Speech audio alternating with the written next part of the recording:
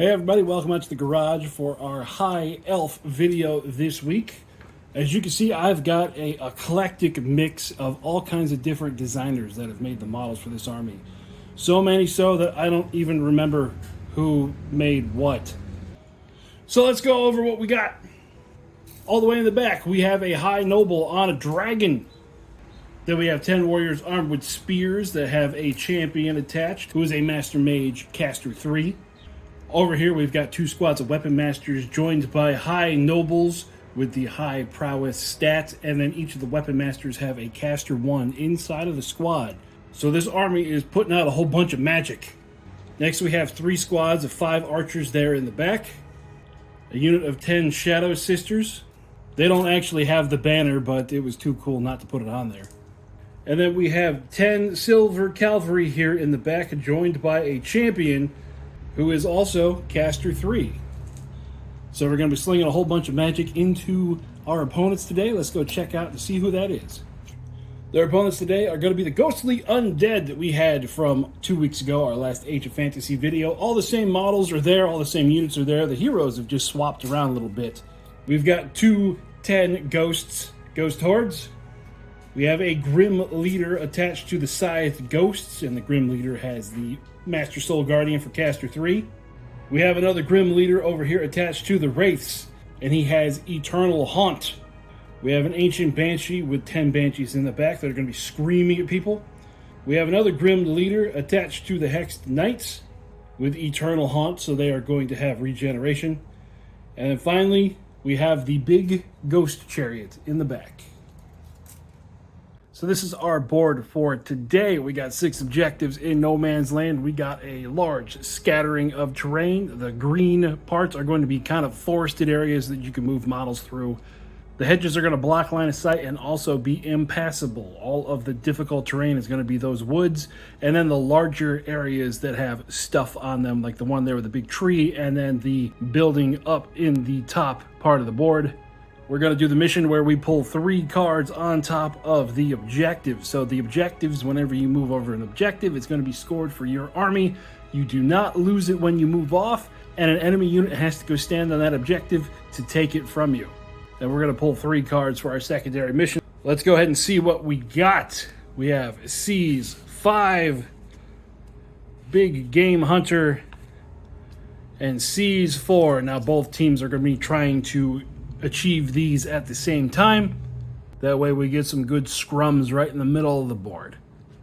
For deployment for the elves, we have archers, weapon master, dragon, weapon masters, spearmen, archers, archers in the trees, the shadow sisters, and then our silver cavalry. For the ghostly undead, we have the banshees all the way on this flank, followed by a unit of ghosts, the scythed ghosts up in the building, the Ghost Chariot taking up the center, unit of Wraiths next to them, all of the Hexed Cavalry just hanging out in the trees. They don't care because they can fly, and then Ghosts here on the corner. Now we've got a ton of ranged units and magic on the board. We're going to see a whole bunch of stuff getting thrown around from the beginning of the game. Let's go ahead and see who goes first. The Ghosts are going to be black, and the Elves are going to be white. The Elves get first turn.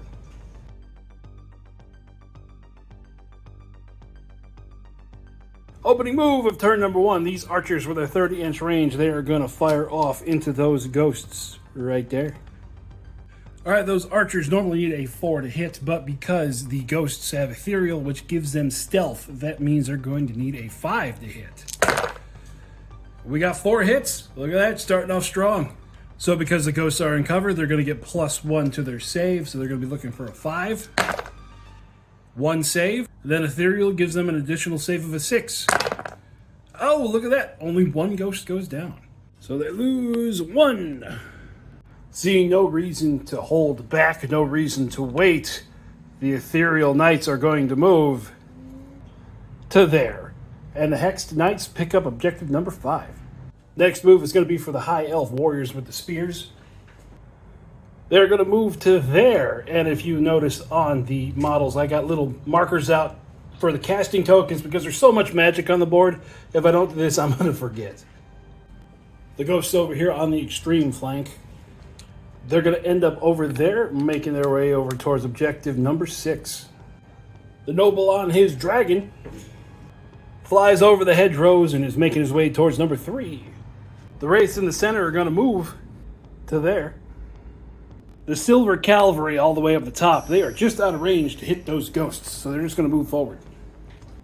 To there, taking objective 6 and guarding it from anything else coming in. And we are going to have our first magic get thrown. The noble there on the unicorn is going to use all 3 of its points to throw Tempest at the ghosts and the hexed cavalry. So the champion, throwing 3 points at this spell, needs a 4. And it goes off! So what Tempest does, it targets 2 enemy units with a 9, and they take 6 hits each. So for the ghosts, they're going to save on a 6. 1 save. Then they have their ethereal save. They're going to lose 4. Then for the hexed knights, saving on a 6. Save 1. And ethereal. They don't save any, so they're going to lose 5. So that was pretty effective, taking out 4 of these and 5 of these. Wow. Over on the other flank, the ghost unit is going to move to there to completely cover objective number 1. Over here, the Shadow Sisters are going to rush forward to there. And then what they're going to do, because they have quick shot, is they're going to fire into those hexed knights. And before we shoot at them, I have realized that the hexed knights, because of their champion, have regeneration. I forgot to roll it. So, they're going to get 3 of them back. So our Shadow Sisters, they are going to fire at the knights. They hit on a 3. They are too close for ethereal to have any effect on it. So yeah, they're going to hit on a 3. So even though they hit on a 3, it was only 5 hits. But it is rending. The knights, they are obscured by all the difficult terrain over there, so they are going to get a cover save. So that means their first armor save is going to be on a 5. They're going to save 1. Next is their ethereal save. That's going to save 2. And now they don't get regeneration because these are rending. Now how weird is this? They get shot at and they actually get 1 back because regeneration saved more than the sisters killed. Next to activate is going to be the Banshees. They're just going to move as fast as they can out of that forest. Next to move is going to be our first unit of Weapon Masters. They move out from behind the archers and they are going to take objective number 2. Next is the Scythed Ghosts. They move on to objective number 2. And the Grim leader in that squad with his caster 3, he is going to attempt to cast Grief on his squad and the squad of ghosts right next to him. He's going to put all 3 points into it, so it goes off on a 3. And it does. And because I'm terrible at remembering stuff without markers, we're going to put these here for +2 to hit. Our second unit of Weapon Master is going to move forward to there. The last unit for the ghostly undead to go is going to be the Chariot, to end up right in the middle of everything. And it's going to be holding back no punches. It's going to cast Eat Soul at the dragon. Eat Soul is a 2 spell power spell. The Chariot is going to go ahead and put both points into it. Look for 4. And it fails.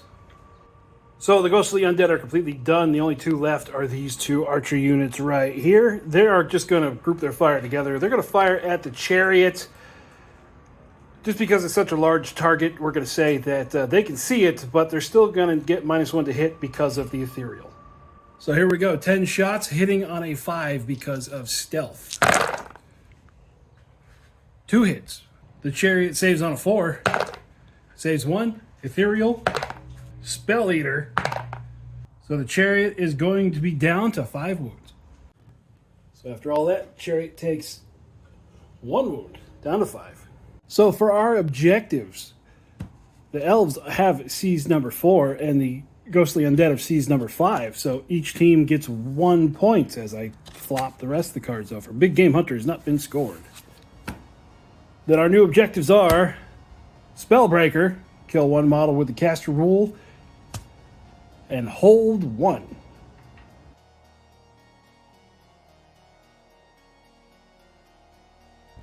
Opening move of turn number 2 goes to the ghostly undead, and the Banshees are going to activate because this over here looks like a problem. They are just going to start screaming at those Weapon Masters. So the Banshees, that's going to be 24 shots hitting on a 3. Ended up with 14 hits. It's all AP1. A weapon masters are out in the open, meaning they're going to save on a 5. Not too bad, but they're still going to lose 6. So 1, 2, 3, 4, 5, 6. 6. So that's going to put them at under half. So they're going to need a morale test. So morale time, they are quality 3. They're going to pass. So after losing those weapon masters, the dragon is just going to charge right into the Scythed Ghost. So the dragon starting off is going to use its breath weapon. And it's going to hit. So that's going to be 3 hits at AP1, but against the ghost, AP doesn't matter. Saving on a 6. Oh, this one bounced out of the box. So I got 1 save. Ethereal, fail. Spell Eater. Ooh, well, again, bounced out of the box. 1 save, so they're going to lose 1 Scythed Ghost there. 3 attacks with his lance, hitting on a 3. 1 hit. AP doesn't matter, so 6, 6, 6. There's another one. Now between the stomps and the claws, 10 attacks. Hitting on a 3. Oh, it was 1 dice short. That's still a miss. 6 hits, saving on a 6. Ooh, they got 3 saves. Ethereal. There's another. And then Spell Eater. There's another. So after all that, the dragon was only able to kill off 3 of the Scythed Ghosts. Now, they're going to attack back. They do not get to use this because they're not charging, so they do not get +2 to hit. So we're going to start with the leader of the Scythed Ghosts, the Grim Leader. He's going to hit on a 4, and he misses everything. Then the Scythed Ghosts themselves hitting on a 5. So their attacks are rending. We had 2 6s and 2 5s in there. So for the 2 5s, he's going to save on a 3. And for the 2 rends, he's going to save on a 6. Failed in both. Now the dragon does have regeneration, but he doesn't get it because those were rending weapons. Then our High Noble, along with just being a dragon, has fear of 2. Also gave him the army standard bearer, so he has fear of 5 overall. He definitely won combat. The Grim Leader needs to take a morale test and fails. So time for the undead morale. And they're going to lose 5 more. 1, 2, 3, 4, 5. It means they are down to 2 and the leader. And the dragon got to back up an inch. Now these Hexed Knights over here, they think their best bet is going to be to take on those Shadow Sisters. And since they fly, they just go right through the terrain like that.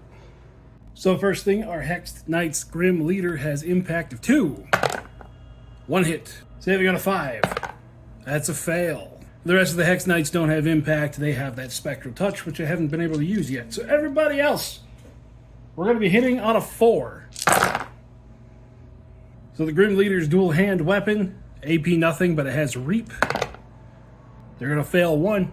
And the rest of their great weapons with Reap on a 6. So they fail 4, but no reaps. So they did 6 wounds total, bringing them down to 4, and then they're going to attack back. 4 attacks back, hitting on a 3.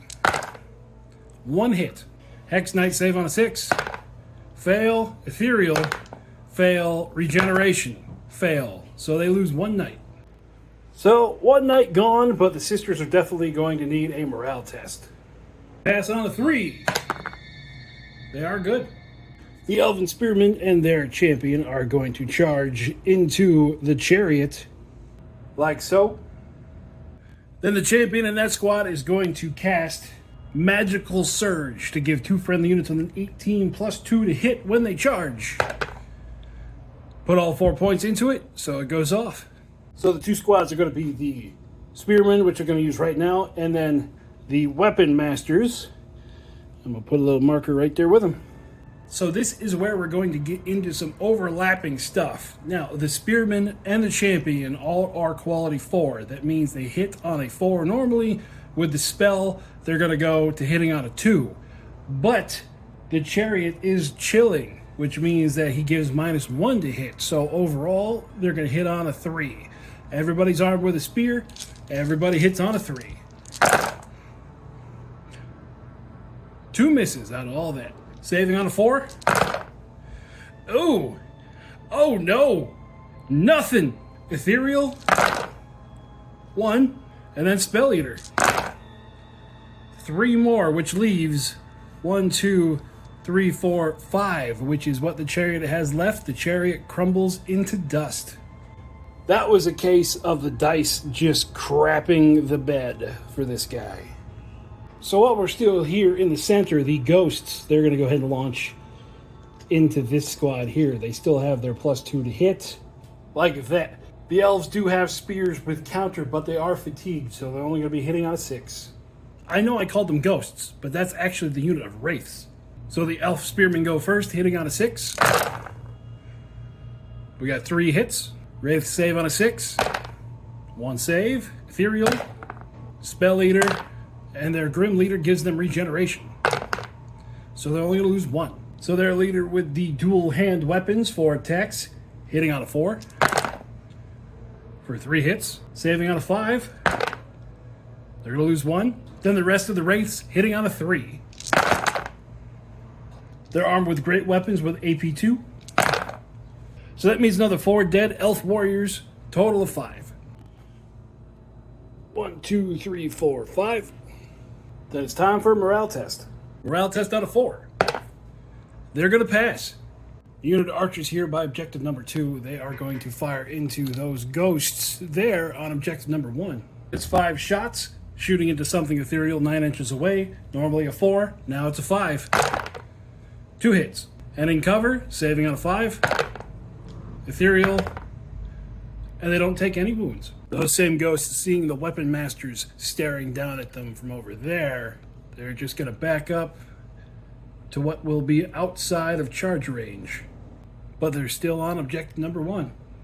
For lack of better targets, the weapon masters are going to charge into the banshees. Like that. So the squad of weapon masters has a caster inside of the squad, and since it is turn 2, they have 2 casting points. They're going to use that to cast Quench on the unit of ghosts over on objective number 1. Looking for a 4. And it fails. Now in combat, the noble that's attached to the weapon master squad has high prowess, which gives them +1 to hit. But the banshees have chilling, which give them -1 to hit. So all their attacks are going to hit on a 4. 4 hits, saving on a 6. With ethereal. There's 1. And Spell Eater. So they lose 3 overall. The Banshees attack back, hitting on a 3. And the Weapon Masters save on a 4. So they are also going to lose 3. So we got 3 Banshees. And we got 3 Weapon Masters. And they back up an inch. Over here on the opposite flank, these ghosts realize this is a lost cause to charge into that many knights. So they are just going to go to there. The weapon masters in the middle, they're going to go for a detour over in this direction. Going to reinforce the flank by objective 5 and 6. Last activation for the ghostly undead. This squad of scythed ghosts here, they are fatigued, but they are charging into the dragon. So, in my interpretation, this +2 to hit when they charge will count, so they're going to be hitting on a 4. Now, I could be wrong, but my back of the napkin math says that should work. So we're going to do it. So we're going to start with the scythed ghosts themselves. On a 4, we got 1 hit, saving on a 3. It passes. Then the Grim Leader with his Grim Weapon. 2 hits. AP 2, so it saves on a 5. He fails them both, and with Reap, that brings another 1. But the High Noble on the dragon is a Phoenix Warrior, giving it regeneration. Still takes 3. So now AP doesn't matter, so we're going to do all of the dragon's attacks. Hitting on a 6. We got 4. No, we got 5. Saving on a 6. Save 2. Spell Eater. And Ethereal. So we lose 3, which means it's 2 guys down, and the leader takes a wound. Morale test time on a 4. He passes. So the ghostly undead are done with their activation for turn 2. We got 3 more for the elves. So we're going to go ahead and do 2 right now. Both of the unit of archers are going to march forward, and they're going to fire into the back of the hexed knights. Everyone is close enough to where stealth is not a thing. 10 shots going into the back of the hexed knights, hitting on a 4. So we got 6 hits. They're going to save on a 5 because of all the cover in the way. We got 2 saves. Then Ethereal. and then regeneration from the Grim Leader. So they're going to lose 2. So they take out 2, and that's going to be enough for a morale test. Morale test on a 4. Ooh, they're going to fail. And with the Grim Leader in that unit on the large mount, he has 6 wounds. So that means we're going to have to roll 9 dice. 1, 2, 3, 4, 5, 6, 7. That takes out everyone except for the leader, who's got 2 wounds left. Guys, not doing too good there, guys. And there's 2 more activations. I forgot about these girls over here. So we're going to do the knights first. Since they got somebody that's going to cover behind them, they are just going to go ahead and charge those ghosts. Not everyone got there, but hopefully enough. So we have 7 silver cavalry close enough to do anything, so their impact hits on a 2. 5 hits, ghost save on a 6. Then they have ethereal. They're going to lose 4 right there. Then 7 lances hitting on a 4. Saving on a 6. Then ethereal. So they're going to lose 2 more, a total of 6. And with those 6 kills, that's going to be all the ghosts. And they get like a 3-inch wiggle, so we're going to put them just nose right on the objective here. There we go. Then last activation of the turn, the Shadow Sisters are going to move just onto the objective here. And they're going to fire everything they got at that lone remaining Grim Leader. So our Shadow Sisters are firing. They're going to hit on a 3. 3 hits. No AP, but it is rending, so fail. And the only other save he has is ethereal. That's going to be enough. That pops that Grim Leader. So at the end of turn number 2, the Ghostly Undead, they're going to score 2 victory points for holding objective number 1. The High Elves, they're going to score 1 point for Big Game Hunter because that chariot had 6 wounds, and Spellbreaker because that chariot was a caster. And I've already drawn the next cards. We have Seize 5, Hold 6, and Seize 1.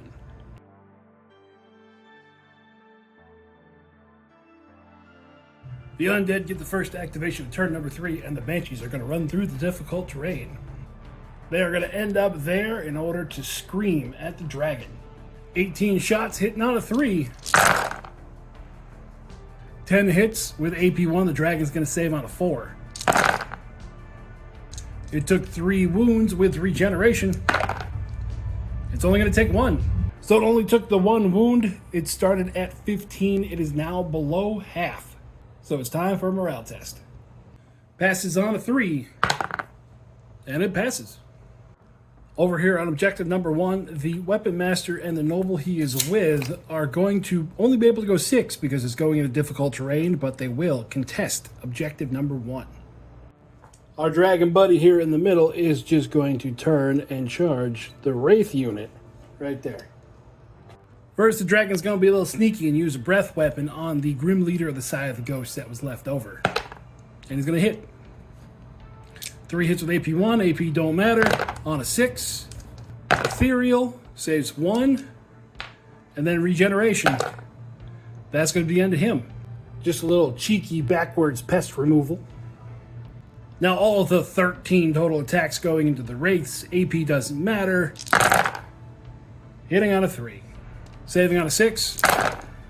1. Ethereal for a 6. 1. Spell Eater for a 6. None. And then with Eternal Haunt, they have regeneration. They save 2.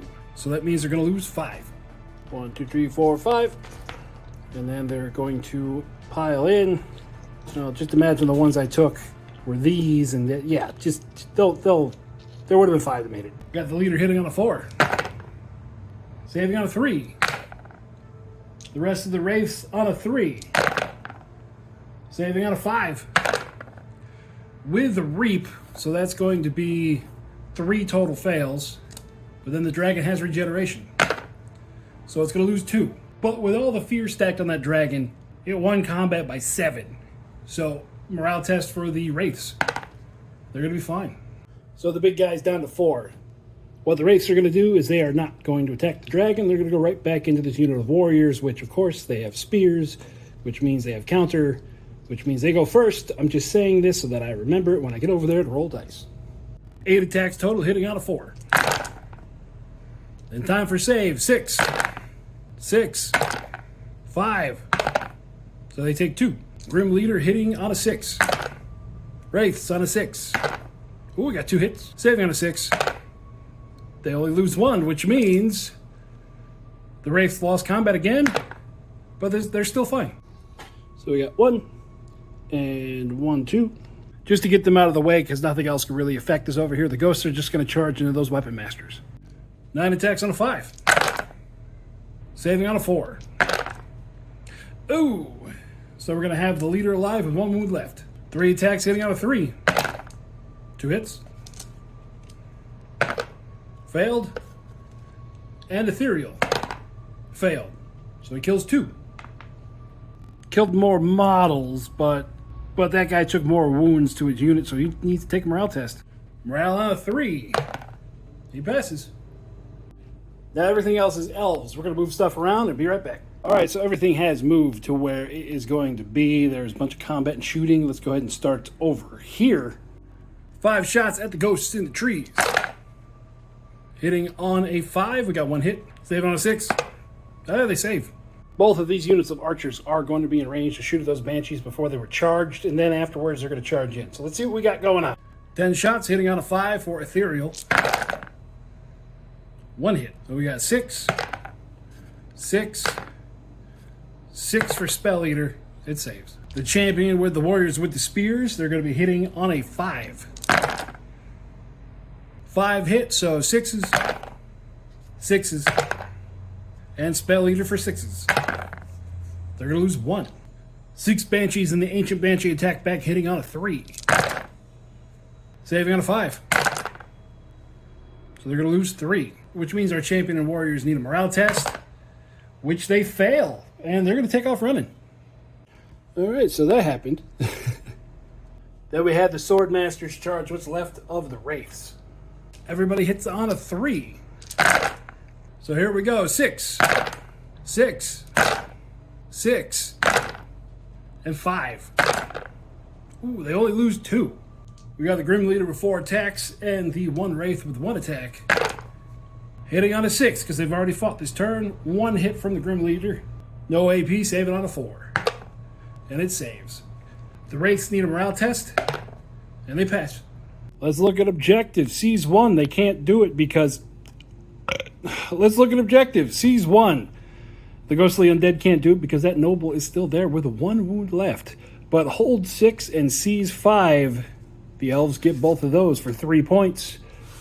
And our new objectives are seize 3 and hold 3.